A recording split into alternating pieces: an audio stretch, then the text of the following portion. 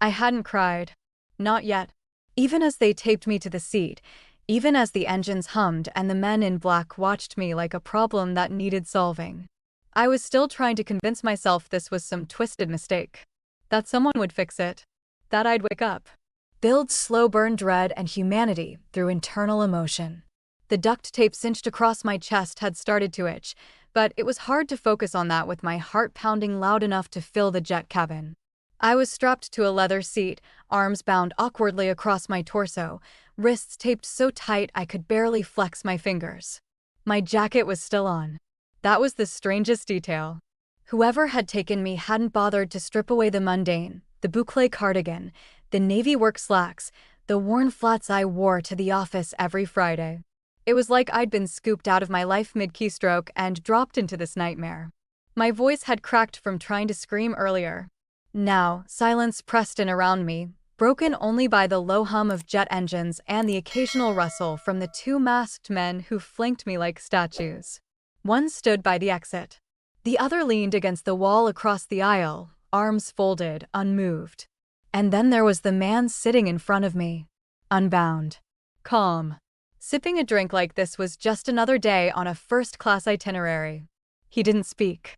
Not at first. He just watched, with the kind of quiet calculation that made my skin crawl. Dark eyes. Black shirt stretched over a torso built like a wall. Tattoos slid down his fingers, peeked from his sleeves. One hand cradled a crystal tumbler of amber liquid, the other tapped idly against the armrest. And still, he said nothing. My mouth went dry. I braced myself for whatever came next. Instead, he set down the glass. And finally spoke. "You're not her." His voice was gravel-dipped and low, tinged with an Italian accent that sounded like wealth, violence, and smoke. My breath caught. "Not her?" He studied me for a moment longer, then leaned back, as if amused by his own realization. "Wrong girl," he said. Then, with the kind of smirk that didn't reach his eyes, "But I'm keeping you anyway." I didn't move. Didn't speak. Didn't blink. I just stared at him, trying to understand how my very real life had collided with whatever twisted movie this was. That was the moment it clicked. I wasn't getting off this plane. Not because I'd done something, but because someone else had. And now I was just collateral damage in a game I didn't even know I was playing. The plane was still climbing when I found my voice again. "What do you mean, you're keeping me?" I asked, trying to keep my tone level, but it cracked halfway through. His eyes flicked back to me with the barest trace of amusement, like I was a chess piece that had made an unexpected move. "You're not Rina Onio," he said, matter of fact, as if we were discussing dinner reservations instead of kidnapping. "But you're close enough to be useful." That name, Rina Onio, meant nothing to me. My mind scrambled, searching through every file, every client, every conference I'd ever worked on. But I was an in-house accountant for a logistics firm in Queens, not some high-powered consultant or FBI snitch. "You've made a mistake," I said slowly. "I don't know anyone named Regina, and I sure as hell don't know you." He leaned forward slightly, elbows resting on his knees, the ice in his glass clinking softly. "That's the part one like most," he said. "You're invisible. No ties, no debts, no enemies. Smart enough to be noticed by the wrong people. Quiet enough to be ignored by the right ones." It was said like a compliment, but it landed like a sentence.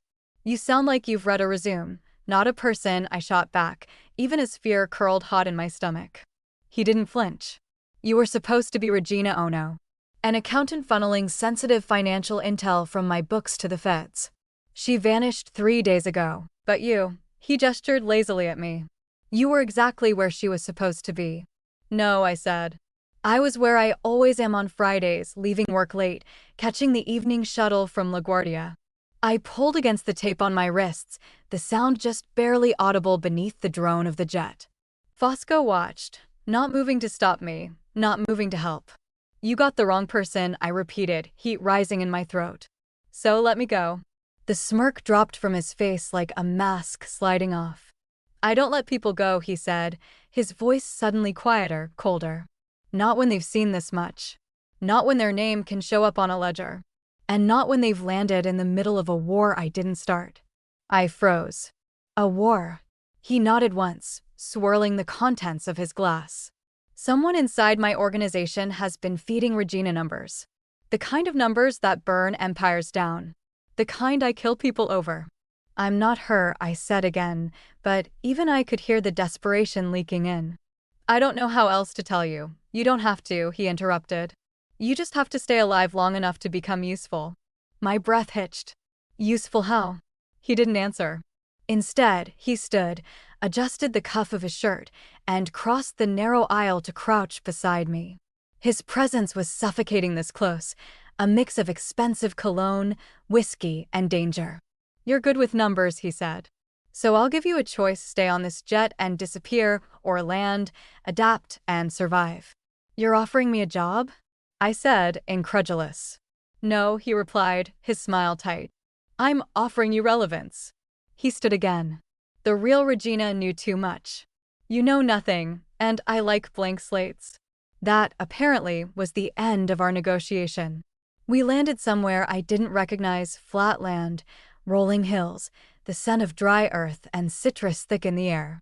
They didn't blindfold me this time. Maybe Fosco already knew fear did more damage when you saw what you were walking into. The car waiting on the tarmac was sleek, black, and quiet. The guards from the jet flanked me as we drove through winding dirt roads toward something that shimmered in the distance like a mirage. The estate looked like a postcard from Tuscany, vineyards in neat rows, a stone villa with sprawling terraces, olive trees lining the gravel path. It was beautiful. It was also a prison. The windows had locks too thick to be decorative. The gates slid shut behind us with a mechanical hiss. Inside, the house was all curated elegance: polished wood floors, cream walls, marble accents. I was shown to a guest room that was somehow both lavish and sterile. Everything matched, from the curtains to the linens, as if someone had picked them off a mood board titled Hostage, but make it chic. The windows didn't open. The lock on the door clicked from the outside. When they left, I didn't cry. Instead, I sat on the edge of the bed, counting how many steps it would take to cross the room. 12. It took 12 steps to pace the entire perimeter, with one stop at the bathroom door. There was no phone, no laptop, not even a TV remote. That night, dinner was delivered by a woman with a hard face and soft eyes. She didn't speak much English, but she gestured kindly, setting the tray down on a low table and pouring me a glass of water. I asked her where we were. She just shrugged, then tapped her chest and said, "Marta." Then she left without another word. The food was good. Better than good, actually: homemade pasta, fresh bread, lemon-roasted chicken. It was meant to make me more compliant, I knew. Still, I ate. Survival wasn't about principles. It was about staying alert enough to see your exit when it came. Fosco appeared the next morning without warning. He wore a dark linen shirt and no jacket, sleeves rolled to his elbows, revealing the tattoos snaking down his arms. There was a phone in his hand and a folder under his arm. "I brought work," he said. "Let's see if your resume was worth kidnapping." I didn't take the folder. He placed it beside the breakfast tray and nodded to the leather armchair across the room. "Don't think of this as a cell," he said. "Think of it as orientation." I stared at him. "You're delusional." He chuckled, but there was no humor in it. "I've been called worse." He left, and for a few minutes, I just stared at the folder. Then I opened it, because if I was going to survive this, I needed to understand the game he thought I was playing. And maybe, just maybe, I'd learn how to beat him at it. The drive from the airstrip to the estate felt endless, a winding blur of dirt roads and tall cypress trees standing like silent sentinels. Every turn revealed more land, stretching vineyards, olive groves, and a distant villa perched on a hill like something out of a postcard no sane traveler would voluntarily visit. The guards remained stone-faced, their eyes hidden behind sunglasses, even though the sun had already started to sink behind the hills. I kept searching for signs of a town, a neighbor, anyone who could bear witness, but there was nothing except land and silence. When the car finally stopped in front of iron gates taller than any city door I'd ever seen, I knew escape wouldn't be simple.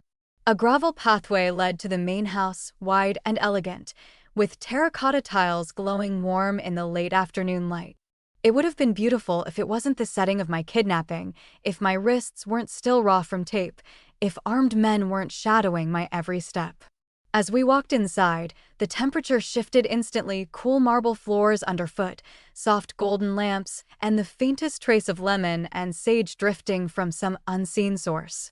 Everything was curated, arranged, softened, as though someone wanted to convince their prisoner that this wasn't imprisonment at all. But the locks on the doors gave the truth away before anything else could. Marta, the same woman who'd served me dinner the night before, appeared and motioned for me to follow. She spoke little English, but her gestures were precise, efficient, and oddly gentle, as though she knew how overwhelming this had to be. She led me up a staircase lined with oil paintings, landscapes, portraits, a few abstract swirls that looked too expensive to touch, and into a hallway with several identical doors. Finally, she opened one and stepped aside, revealing a room straight out of a luxury catalog: a plush bed, cream-colored walls, a wide desk, a velvet reading chair, and sunlight filtering through sheer curtains. Beautiful, yes, but a cage all the same. I walked in cautiously, waiting for her to close the door behind me, but instead she gave a small nod and set a folded stack of clothes on the bed. They were tailored pieces, soft blouses, trousers, a cashmere cardigan, all in colors I might have chosen myself. She must have noticed my surprise because she gestured to the closet, where more clothing hung, all in my approximate size. "For you," she said simply, then left without explanation. The sound of the lock clicking from the outside was gentle, almost polite, but it struck my bones like a hammer. 5 seconds later, the anger hit. 5 minutes later, it grew sharper. And when the door opened again, without warning, I was ready to unleash it. Fosco stepped inside like he owned the oxygen in the room, wearing a dark shirt rolled to the elbows, tattoos curling down his forearms like smoke. He looked at the room, then at me, like he was appraising how well I fit into the space he'd chosen. "I'm not staying here," I said, the words bursting out before he even closed the door. He raised an eyebrow, as though amused by my attempt at defiance. "You brought me halfway across the world," I snapped. "Into some villa with guards and locks and God knows what else. This isn't protection. This is captivity." His gaze sharpened. "No one said it was protection." I took a step toward him, fists clenched, adrenaline writing checks my rational mind couldn't cash. "You can't keep me here," I said. "You had the wrong woman. And now that you know that, you should just let me go." He regarded me for a moment, silent, the air between us tightening. Then he said, almost casually, "Would you prefer a cage with steel bars? Or one with silk sheets?" The worst part wasn't the arrogance, it was the honesty beneath it. The argument spiraled from there, my words sharp, his steady, neither of us giving an inch. I demanded my freedom. He countered with cold logic about leverage, risk, visibility. "You don't exist out there right now," he said. "Not to the FBI. Not to your company. Not to anyone.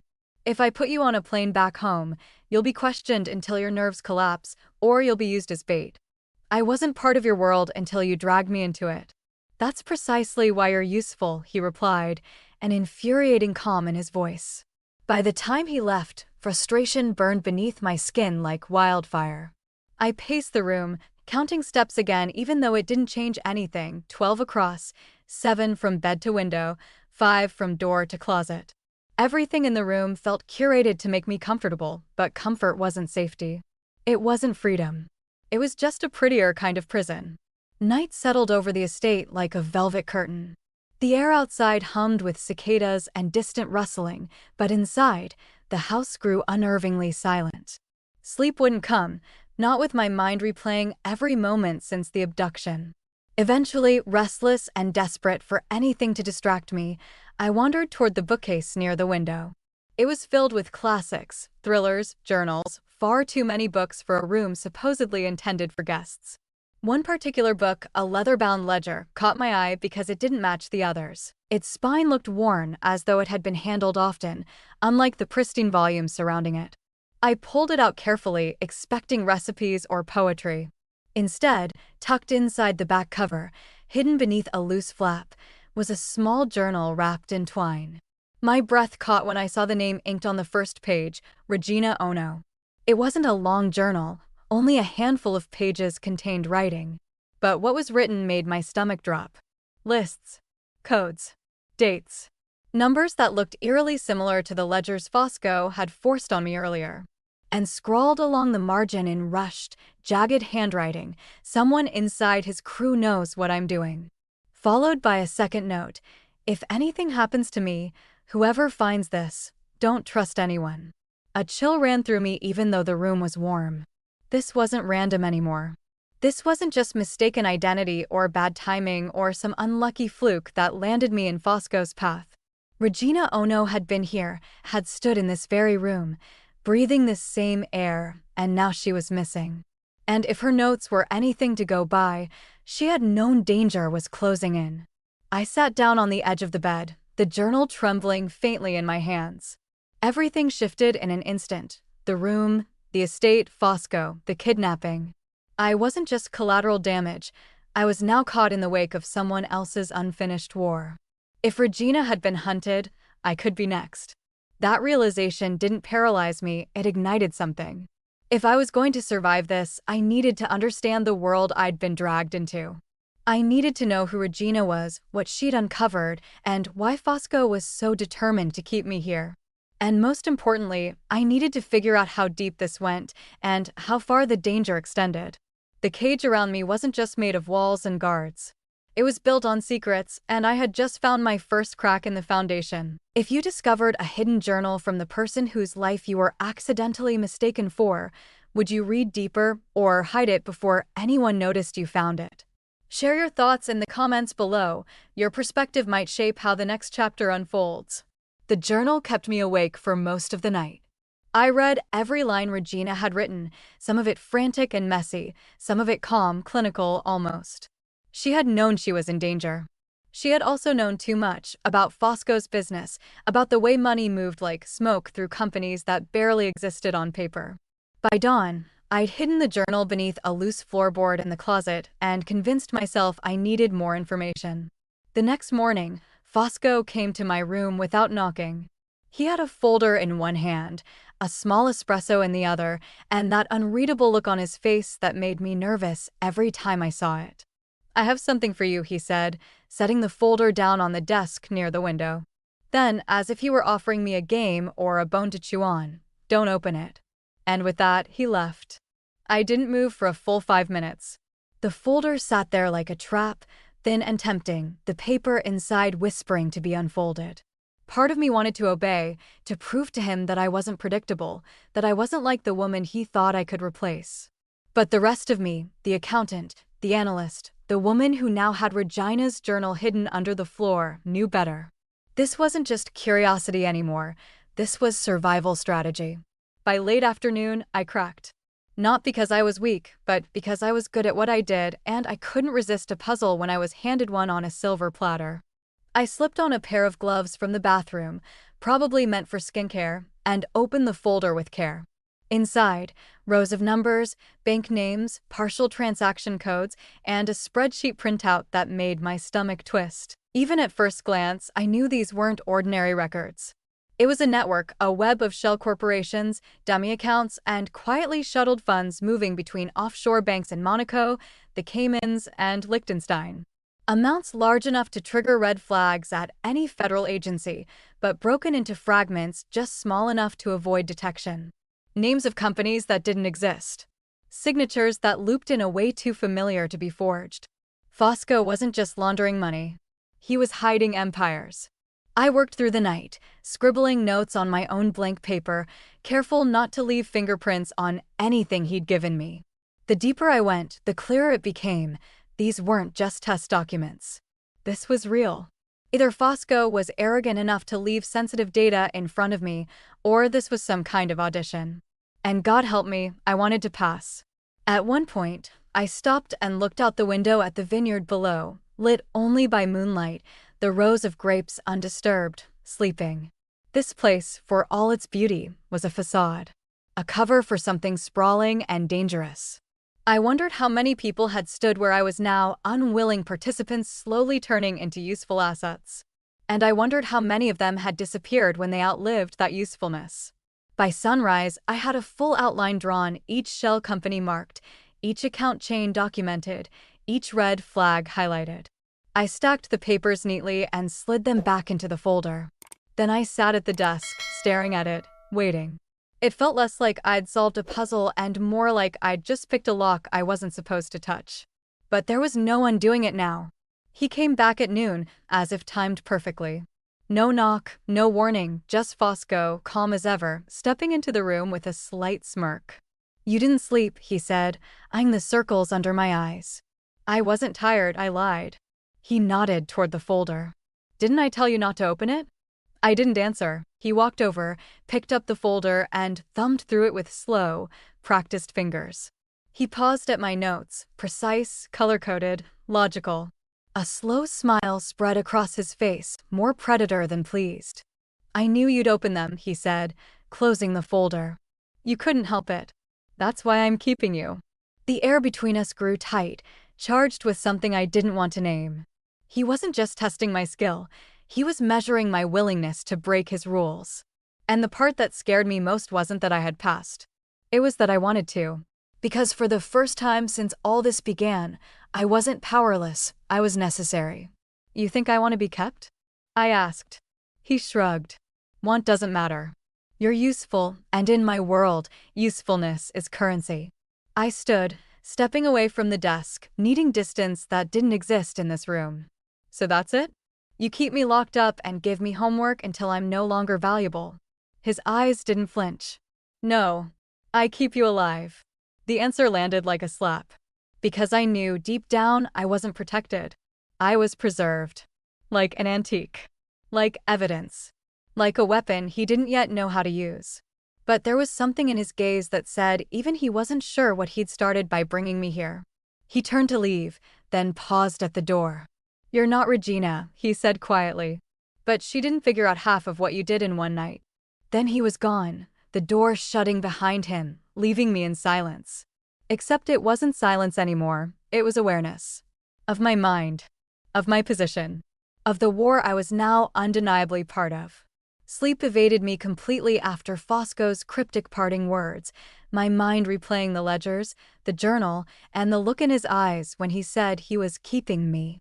By morning, I was already at the desk again, Regina's hidden journal laid open beside the documents he'd left as if the two pieces belonged in the same ongoing puzzle. Her handwriting, slanted, rushed, felt like whispers from someone who had stood exactly where I now sat, someone who had known this room, this desk, this fear.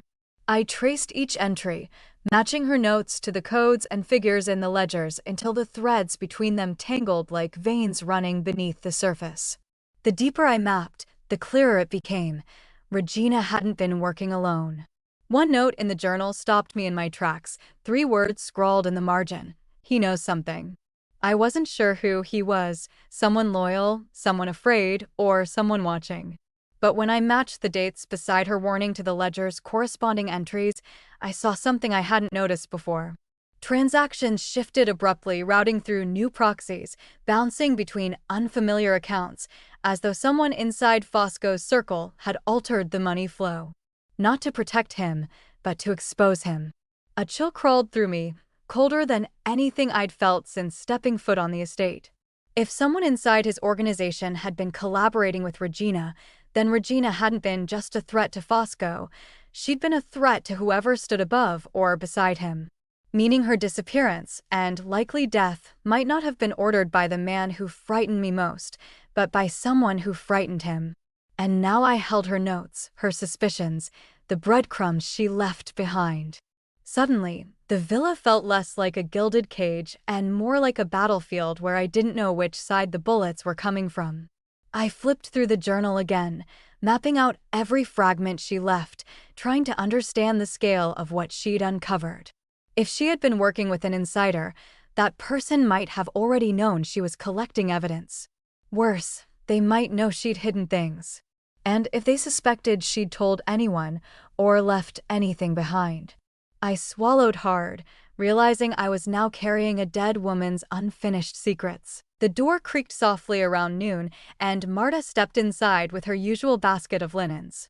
But this time, she didn't leave immediately. Instead, She set the basket down and glanced nervously over her shoulder. From the bottom of the linens, she pulled out a small black phone, cheap, disposable, already powered on. "Hide," she whispered in heavily accented English, pressing it into my hand. "For you. Quick." Then she gathered the linens again and left as if nothing had happened. My heart pounded so violently I thought it might shake the floor. I slid the phone into my pocket and waited until her footsteps faded down the hall before opening the bathroom door and locking myself inside. The phone screen lit up with one voicemail notification, not multiple calls, not texts, just one message. The sender ID made my throat tighten painfully. Noah, home. My brother. With shaking hands, I pressed play. His voice came through immediately, tired, stressed, and thick with worry. "Rina, I don't know what's going on. FBI agents were here asking about you, asking where you work, who you talk to, when we saw you last." He exhaled shakily. "Rina, please. If you hear this, call me. Something's wrong." My knees nearly gave out, and I sat on the edge of the tub, clutching the phone so tightly it hurt. The FBI was looking for Regina's trail, and, because I had vanished from my life without a trace, they'd turned to the people closest to me. To Noah. To the brother I raised more than half his life, who would do anything to protect me. And now he was caught in a net he didn't even know existed. The thought made bile rise in my throat. Because if the FBI was asking questions, then Fosco's enemies might already know about my disappearance. And if someone inside Fosco's operation had been working with Regina, then they might assume I had picked up where she left off. Which meant I wasn't just a loose end to Fosco, I was a liability to everyone. I stared at the mirror, at the reflection of a woman who had gone from accountant to captive to something far more complicated in a matter of days. There was fear in my eyes, yes, but beneath it something else had begun to form. Resolve. Survival wasn't passive here. It demanded action. I returned to the desk, opened the ledger, and compared it again to Regina's entries with a new perspective, with the urgency of someone who now understood exactly how deep the danger ran. Patterns emerged that I hadn't seen before. Certain dates aligned too perfectly with known raids on Fosco's rival organizations, suggesting that someone inside was sharing strategic financial intel. The betrayals weren't random, they were coordinated. Regina had been a pawn, just like me. Except she hadn't survived long enough to see the full board. The room suddenly felt too small, the walls too close, the air too heavy. I moved to the window, pressing my palms to the cool glass, staring out at the vineyard stretching peacefully beneath the midday sun. It was deceptive, its beauty hiding the danger woven between every row of grapes, every guard walking the perimeter, every locked door in this house. I wasn't safe here. But I wasn't safe anywhere else either. That realization hit harder than any threat Fosco had implied. Because now I wasn't just trapped between one man's agenda and another's ambition, I was caught in a three-way crossfire I didn't understand. Fosco kidnapping me had been the first mistake. Keeping me here had been the second. Letting me uncover Regina's secrets might be the one that killed me. When the knock finally came on the door, sharp and unexpected, my breath stopped. Not because I feared Fosco entering, but because I feared who might have come instead. When the handle turned, slowly, I felt my pulse spike in my throat. But it was only him. Fosco stepped inside, eyes flicking briefly to the journal I had not successfully hidden this time. His gaze sharpened, registering the shift in my posture, my guilt, my fear. Something flickered across his face, something unreadable, unreadably dangerous. He stepped closer, lowering his voice. "You're digging," he said. "And you're not digging carefully." I didn't deny it. Because the truth was out now, the enemy wasn't just the man standing in front of me. It wasn't just the FBI. It wasn't just the shadow hiding inside Fosco's empire. It was all of them circling, watching, waiting. And for the first time, the fear didn't paralyze me. It focused me. If Regina had left me her unfinished map, then I would follow it, if only to survive what she didn't. Because I was no longer the wrong girl. I was the only one left. If you discovered that someone you trusted was hiding a traitor within their circle, would you tell them, or keep the secret for your own survival? Share your answer in the comments below. Your insight might reveal whose side you would take in a world built on secrets. The thunder came first, low, distant, rumbling across the vineyard hills like a warning. I watched from the window as clouds swallowed the sun, the sky bruising with the weight of a storm not yet broken. There was something ominous in the air that night, more than weather, more than tension. Something was off. And it didn't take long to find out why. I was halfway through mapping another ledger entry when I heard raised voices echoing through the hall outside. Not the usual quiet Italian murmurs of the staff or Fosco's low instructions. This was shouting, sharp and cutting, too fast to catch every word. I stood, stepped closer to the door, pressing my ear to the wood. The argument moved down the corridor, into the study below my room. I cracked the door, just enough to slip into the hallway undetected. From the landing, I had a clear view through the wrought iron rail down to the study. Fosco stood near the fireplace, his posture tight, fists clenched at his sides. Across from him, Matteo, his second in command, the man with the cold eyes and silver cufflinks, looked equally furious. She wasn't supposed to turn up, Matteo snapped. It complicates everything. Fosco's voice came like a blade. You knew where she was. Didn't you? Matteo didn't answer immediately, and the silence was its own confession. I kept her off grid. She was a liability, he said. You wanted her quiet. I made her quiet. No, Fosco growled. I wanted her watched, not buried. Then he flung the glass in his hand against the wall, the shatter ringing like gunfire. You acted without orders. My heart caught in my throat. I didn't need to hear the rest to understand. They were talking about Regina. The real one. The woman whose life I'd been mistaken for. And now she was gone, killed, dumped, erased. I stepped back into my room, shut the door silently, and pressed my back to the wood. They found her. And someone close to Fosco, his own right hand, had been the one to make it happen. The words in her journal, "Don't trust anyone," weren't just a warning. They were prophecy. Minutes passed. Then a soft knock on my door broke the silence. I didn't answer. But the door opened anyway. Fosco stood in the threshold, face unreadable, the storm now close enough that wind pulled at the hem of his shirt. We need to talk, he said. I didn't invite him in, but he came anyway, closing the door behind him with a quiet finality. He didn't ask how much I heard. He didn't need to. He sat in the armchair across from the desk and looked at me like a man waiting for a verdict. And I gave it to him. She's dead, I said. Isn't she? His jaw tightened. They found her outside Rome, he said. Body dumped in an alley. Broken fingers, fractured ribs, injection marks. I closed my eyes, grief for a stranger swelling in my chest. You said you wanted her watched, I whispered. I did. But now she's dead. And the man who did it still works for you. His voice was low, hollowed out. Not for long. I looked at him sharply. You're not going to kill him, are you? He didn't answer. Instead, he stood and walked toward the window, watching the wind churn the vineyard leaves. She was a threat to the entire system, he said. She wanted to dismantle what I built. Piece by piece, ledger by ledger. I crossed my arms, trying to hide the way my fingers trembled. And me? I asked. He turned to face me slowly. You, he said, voice shifting to something more deliberate. You're the system now. I blinked. What does that even mean? It means you know enough to burn it down, he said. Or keep it standing. I wasn't sure if it was a compliment or a curse. Fosco walked closer, slowly, like I was something wild he didn't want to startle. He stopped just a breath too close, his eyes dark and tired. I don't trust anyone, he said. Not in this house. Not outside it. I'm not sure you should trust me either, I said. But I want to, he replied.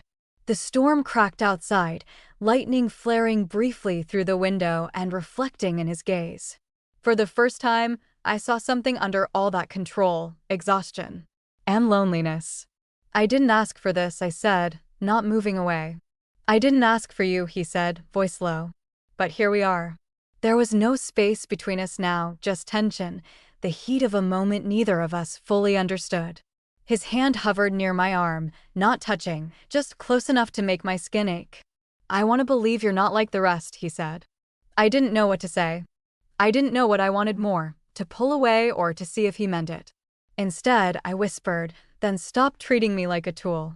Something flickered in his expression, recognition, maybe even guilt. Then, gently, he stepped back. We bury her tomorrow, he said. Silently. Discreetly. No records. She deserves more than that, I said. She deserves justice, he replied.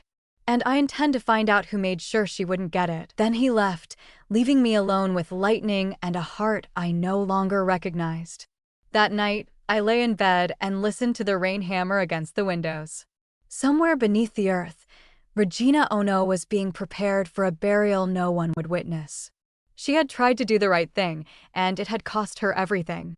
Now I was in her place, not just literally but dangerously close to stepping into her role. And I didn't know if I'd make it out either. The message arrived through the burner phone Marta had smuggled in. One new text. No sender name. Just coordinates and a single sentence. It's time to end this. We can protect you and your brother. I stared at it for a long time, the glow from the screen casting my face in cold light, as if waiting for me to become the person who could answer. But that version of me had already been made. The next morning, I didn't ask permission to go outside. I just walked, past the rows of grapes, past the guards who watched but didn't stop me, past the threshold of a place that had pretended to be sanctuary. There was a spot beyond the vineyard where the land sloped down and the view of the valley opened wide. It was the only place here that felt open enough to think. So I stood there, phone in hand, and typed a single word back, talk. The call came 15 minutes later. The voice on the line was clipped, precise, and American, no warmth, just business. We know who you are, Miss Onio, he said. We also know you're not Rina Onio, but that you've inherited her records, her knowledge, and her risk. My mouth was dry. What do you want? To make a deal, he said. We can't protect you unless you cooperate. Testify. Give us access to what Regina found. And if I don't? I asked. Then we assume you're protecting Boni. And you'll be treated accordingly. I closed my eyes. You touch my brother, and I swear I'll burn everything, Fosco, your case, all of it. The agent paused, then said, we can extend protection, for him and for you. But you need to act fast. We have less time than you think. He ended the call without further instruction, just a final line that stayed lodged in my chest like a thorn. Don't wait until you've lost more than your freedom. I walked back to the house in silence, wind threading through my hair like a warning. Inside, the villa felt too still, too aware, like the walls had been listening. Fosco wasn't in the study, or the kitchen, or on the balcony where he sometimes paced while taking his calls. I didn't want to see him, not yet. Not until I was sure of what I had to say. Back in my room, I pulled out the notebook I'd hidden beneath the floorboards, Regina's journal, my own notes, a map of ledgers and ghost companies that traced a world most people never even realized existed. I gathered it all into one folder and set it on the desk beside a letter I'd written the night before, without fully knowing why. Now I did. It wasn't an apology. It was an answer. When Marta returned with fresh linens, I pressed the letter and folder into her hands. Her eyes widened, but she didn't speak, only nodded, once, firmly, and tucked them beneath the sheets. I didn't say goodbye. There wasn't a way to make it clean, and I wasn't going to pretend it was. Instead, I whispered, grazie, and hoped she understood the weight of that single word. That night, I waited until the guard rotation shifted at the far edge of the estate, just like Marta told me it would. She left the outer gate unlatched. The car was there, just like the message had promised. Black, quiet, engine idling. I slid into the back seat and didn't look back. The drive down the mountain was steep and silent. No one spoke. The driver's face was hidden in shadows, the kind that didn't need names. When we reached the airstrip, there was no plane, just another car waiting, headlights off, door already open. This was how people vanished. Inside the second car was another man, suit, tie, earpiece, and a face I didn't recognize. Miss Onio, he said without greeting. Did you bring what we discussed? I left it behind, I replied. With instructions. He'll find it. His brow twitched. That wasn't the plan. It is now. He looked at me like he wanted to argue, but something in my expression must have warned him off. He nodded, then handed me a phone. We'll notify you when your brother is secure. After that, you'll be taken to a safe location." I hesitated, hand hovering above the screen. "And Fosco?" I asked. "That depends," the agent said, "on what he does with what you left behind." And just like that, the car moved again, swallowing us into the black highway ahead. Inside the letter I left for him, "Fosco, you once said I was the system now. You were wrong. I was the mirror. What I saw in your world, your empire, wasn't just numbers. It was rot, sealed beneath gold, covered in power. But it was still rot. You think you keep people because they're useful. But what happens when they're honest? I didn't run. I didn't betray you. I just gave you the one thing no one else ever did, a reflection. You can ignore it. You can destroy it. Or you can look. That's not my choice anymore." I didn't know what Fosco would do when he read it. I didn't know if he'd feel anger, betrayal, or something else entirely.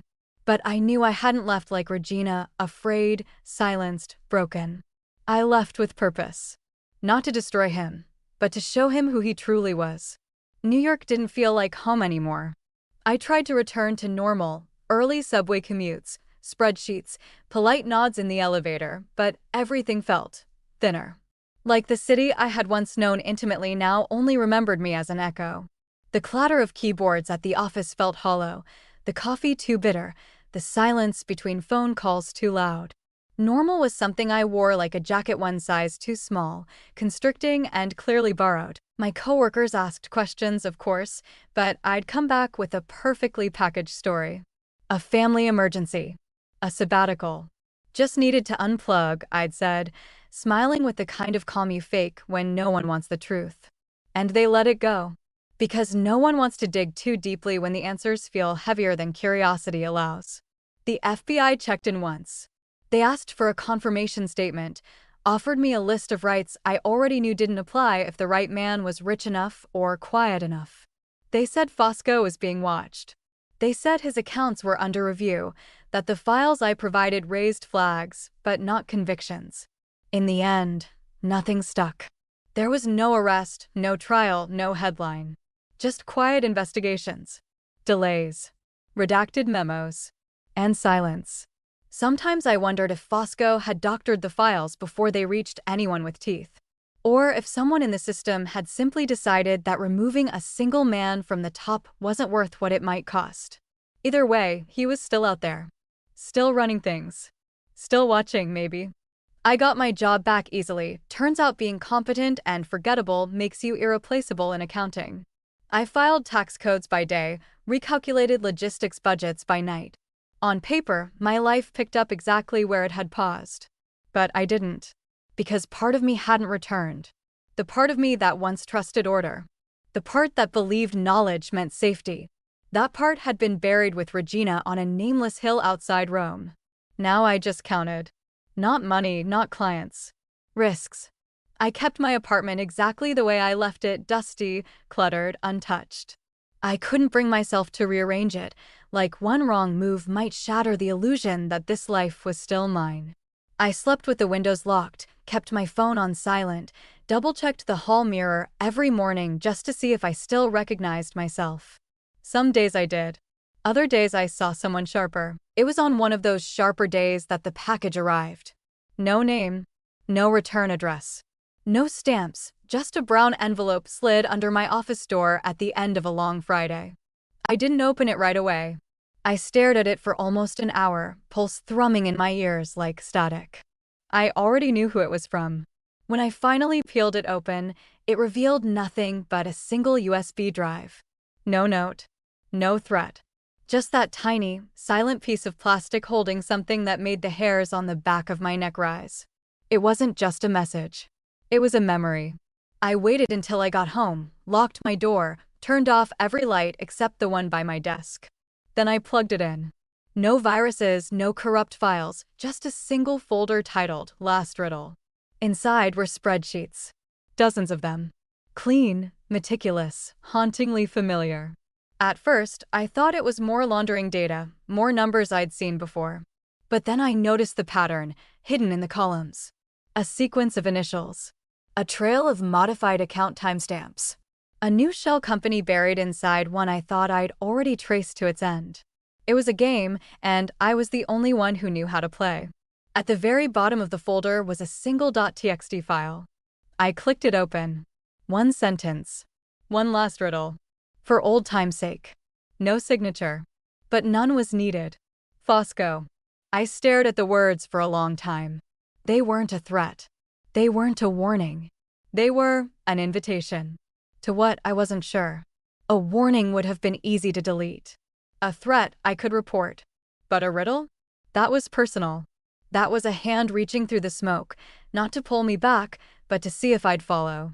And God help me, part of me wanted to, not because I missed the danger. Not even because I missed him. But because that world, his world, had made me more alive than anything this side of safety ever could. And I hated that. I hated that I could feel so numb now, and remember fire when I thought of him. I closed the file, pulled the USB out, and set it on the desk. Not in a drawer. Not hidden. Just there. Where I could see it. Where I could decide what kind of girl I really was. If the past you thought you left behind knocked quietly on your door, would you answer? Drop your thoughts in the comments. After all, the next riddle might be yours to solve. The car waiting outside my apartment was black, low profile, and completely unmarked, just like the last time. But this time, no one forced me into it. This time, I opened the door myself. I slid into the back seat without a word, fingers tightening around the small USB still warm in my coat pocket. No driver greeted me. He simply drove. The road to the airstrip was silent, long, familiar in a way I couldn't forget. Even now, the nerves were there, tight in my stomach, whispering all the ways this could still go wrong. But fear no longer made the decisions for me. I wasn't being hunted. I was choosing this. When we arrived, the jet was already idling on the runway, lights low against the early dusk. No one rushed me. No armed men. No threats. Just a staircase and the soft thrum of engines waiting for a choice to be made. I climbed without hesitating. The cabin door opened with that same hiss I remembered. And there he was. Fosco. Not in a suit. Not polished or intimidating. Just sitting, sleeves rolled up, hair a little longer, face lined with shadows I hadn't seen before. He didn't speak right away. He just looked at me. Like he was waiting to see if I'd vanish. Like he couldn't quite believe I'd come. I took a breath. Why no? He stood, slower than usual, as if moving too fast might shatter the fragile gravity of the moment.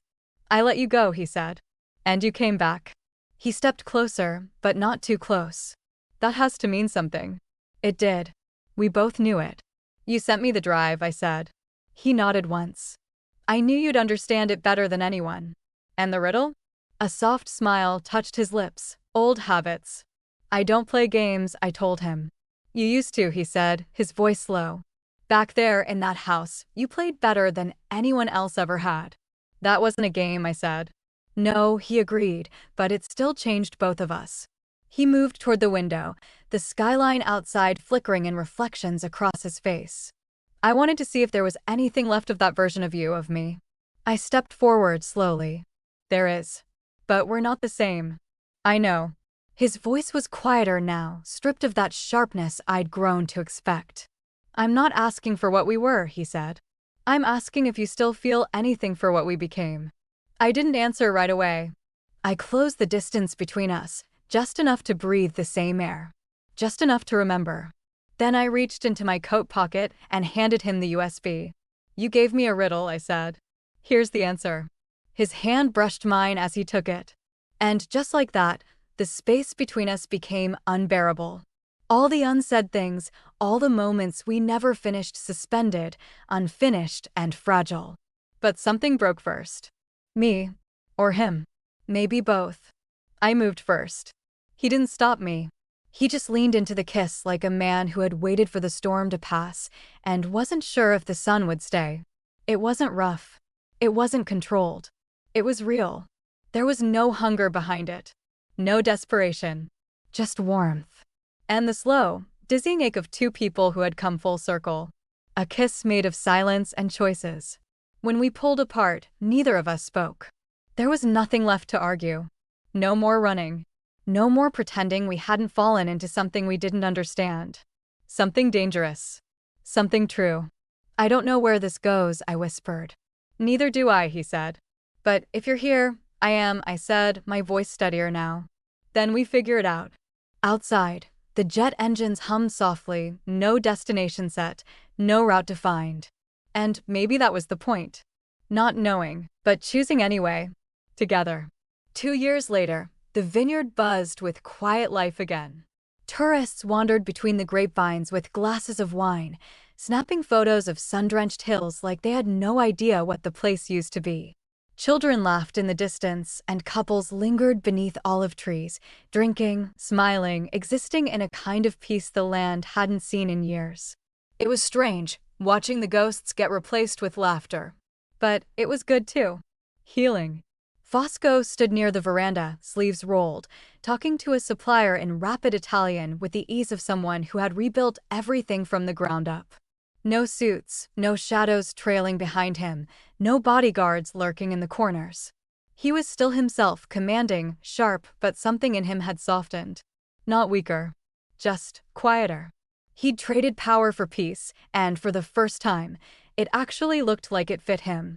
Inside the villa, the room that had once been my prison was now my private study. The locks were gone, replaced with sun-bleached curtains, vintage maps, and a collection of ledgers I actually wanted to open. The closet that once held tailored clothes I never asked for now held archives and records of our firm, Boni and Onio Risk Management. He handled the clients. I handled the math. Balance. We'd gone legitimate, or at least as close as either of us could get. We still danced on the edge of gray, advising companies, protecting high-risk assets, helping businesses navigate legal minefields where law and power blurred. But there were no more shell accounts. No more laundering. No more men disappearing in the night. Just contracts, numbers, and a quiet understanding of where the lines now lived. Some days, I missed the adrenaline. Others, I was grateful for the stillness. But always, I was grateful for the man who had chosen to change not just because I asked, but because he finally wanted to. Fosco had never apologized again for the things he'd done. He didn't have to. Instead, he showed me every day. In how he deferred when it came to the books. In how he let me say no to clients. In how he kept his promises, even when no one was watching. In how he looked at me, not like something he owned, but like something he trusted. This was a different kind of empire, built not on fear, but on choice. Our office in Milan was sleek, modern, and respected discreetly, of course. But it was here, at the vineyard, that I felt most like myself. Like the version of Rina that had clawed her way out of captivity and become someone who didn't just survive, but shaped the aftermath. That evening, we sat on the terrace with a bottle of red open between us, the sun slipping low across the sky. He poured our glasses, leaned back in his chair, and looked at me with that half-smile that had always meant trouble. "Still think you were the wrong girl?" he asked. The question was playful, but there was something underneath it. A shadow of that first flight, of that cold leather seat, and the way everything began with a mistake. I took a sip, letting the wine linger on my tongue, then set the glass down. "No," I said, matching his smile. "Just the wrong kind of right." He laughed low and real, and reached across the table to brush his fingers against mine. "And here I thought I was the one who stole you." "You did," I said. "But I stayed." The silence between us wasn't empty anymore. It was full of memory, of forgiveness, of the life we'd built from everything we were never supposed to be. Some nights, I still thought about Regina. About the girl who hadn't gotten out. But tonight, I let myself believe I'd honored her by doing what she couldn't, surviving on my own terms. As the sky dimmed and the stars took their places, Fosco rose and held out his hand. "Dance with me," he said. There was no music. No audience. No need. Just us. And the quiet knowing that sometimes the worst mistake brings you the right kind of forever. Thank you for listening to this story until the very end. There's another interesting one on your left screen that I think you'll really enjoy.